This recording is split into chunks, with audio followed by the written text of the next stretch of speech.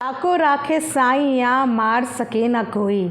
आप लोगों ने सुना ही होगा कि जिसके ऊपर वाले का हाथ होता है उसका कभी भी गलत नहीं होता। और बड़े बुज़ुर्ग कहते थे कि जब आपने किसी का गलत नहीं किया होता तो आपके साथ कभी भी बुरा नहीं होता। आज भी कलयुग में वो चीज़ें हैं, आज भी कलयुग में वो कुदरती शक्ति हैं कि जहाँ पर इंसान का बस जवाब दे जाता है वहाँ पे चमत्कार होते हैं। कुछ ऐसा ही हुआ है अमित मिश्रा के साथ। कल तक अमित मिश्रा का अकाउंट टर्मिनेशन की वजह से काफ़ी सारे लोग अपसेट थे। बहुत सारे लोगों ने उनकी तकलीफ़ से रिलेट किया था, क्योंकि एक चैनल जाने का दुख आई थिंक हर एक यूट्यूब का क्रिएटर समझ सकता है, जान सकता है। तो कल उनके चैनल जाने के बाद बहुत सारी ऑडियंस की काफ़ी सपोर्ट आया, उनके लिए सपोर्ट दिखाया, उनको सहानुभूति दी, उनको स्ट्रॉन्ग बनने के लिए बोला।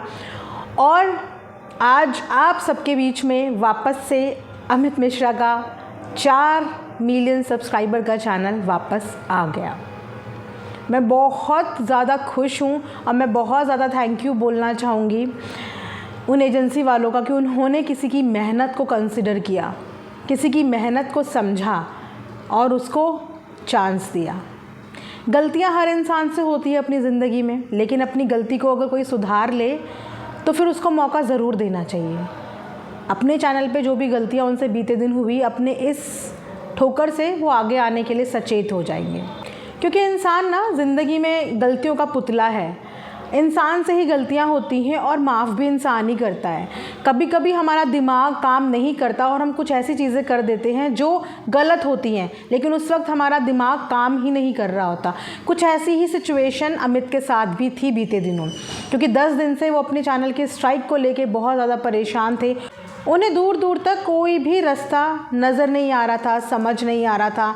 तो वो इस स्ट्रेस के हालत में जो उनके दिल में आया, दिमाग में आया, वो करते चले गए, जिसका उन्होंने सोचा नहीं था कि इस तरीके से असर पड़ जाएगा।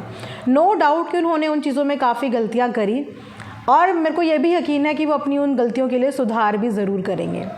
उन्होंने जो चीज़ें बोली हैं उन चीज़ों को वापस तो नहीं लिया जा सकता, लेकिन सुधारा ज़रूर जा सकता है। जो डाउट उनके दिल में थे, शायद वो डाउट क्लियर हुए होंगे या और स्ट्रॉन्ग हुए होंगे, ये वो पर्सनली जानते होंगे। लेकिन अभी खुशी की बात यह है कि उनका चैनल, उनकी मेहनत, उनके घर वालों का हक वापस आ गया है। क्योंकि उनके चैनल पे काम करने वाले वो एक अकेले इंसान नहीं थे, उनकी टीम थी। तो बोलते हैं ना कि कुछ ना कुछ कर्म जो होते हैं हमारे, वो हमें कभी कभी गिरने से बचा लेते हैं। जहाँ पे उम्मीद ख़त्म हो गई थी, पिछले 7, 8, 10 दिन से उम्मीद ख़त्म हो गई थी। जितना ज़ोर उनसे लग सकता था उतना ज़ोर वो लगा रहे थे, और फाइनली जाने के बाद एक चीज़ हमारे हाथ से चली गई। शायद भगवान को वो एहसास कराना था कि आपके लिए किसी चीज़ की क्या वैल्यू होती है, कितनी अनमोल होती है, उसके जाने का कितना दुख होता है। वो शायद उनको वो एहसास दिला दिया, और उस एहसास ने आज की डेट में उन्हें इतना स्ट्रॉन्ग बना दिया। क्योंकि कोई चीज़ जब हमसे छिन जाती है ना, हमारी अनमोल, हमारी प्यारी चीज़ जब हमसे छिन जाती है तो हम बहुत बुरी तरीके से टूट जाते हैं, लेकिन उसी के साथ साथ हम स्ट्रॉन्ग तरीके से उभर के भी सामने आते हैं। तो अब मैं यही बोलूँगी कि ये कुदरत का करिश्मा था, प्लस इंसानों की दया थी।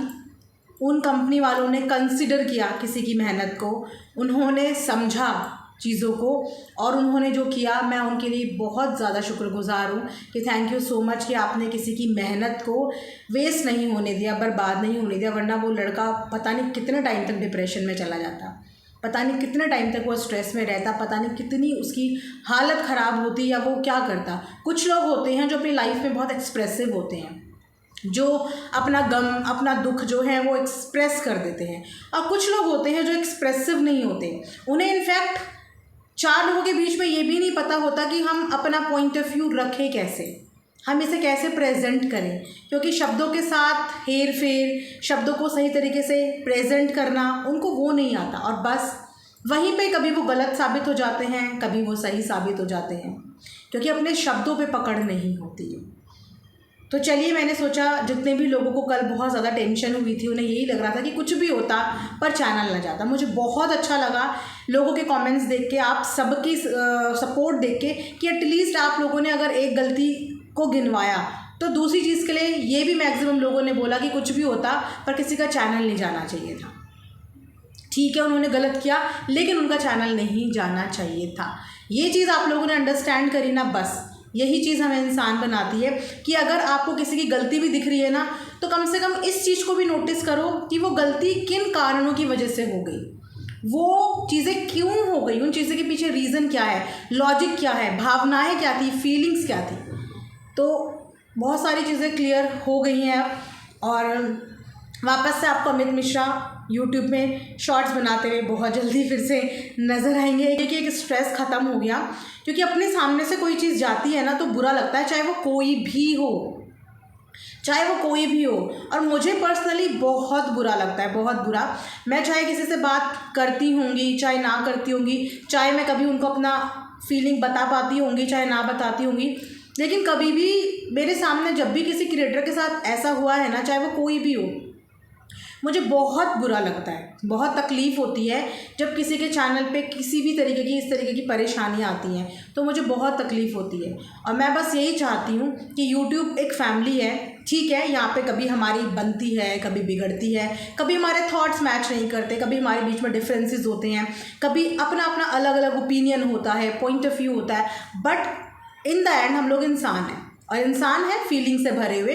कभी कभी कुछ चीज़ों को साइड में रख के हमें सामने वाले के इमोशंस पे गौर करना चाहिए, थोड़ा सा उनका नज़रिया भी सोचना चाहिए, थोड़ा सा उनका फीलिंग भी सोचना चाहिए कि वो जो कर रहे हैं क्यों कर रहे हैं। उनको अगर गलत भी किया है तो उस गलती को भी सुधारने का या उन्हें रियलाइज़ कराने का एक प्रॉपर तरीका होना चाहिए, कि आप उनको कम से कम ये एहसास दिला दो, लेकिन तरीके से दिला दो कि ये चीज़ें गलत हुई हैं।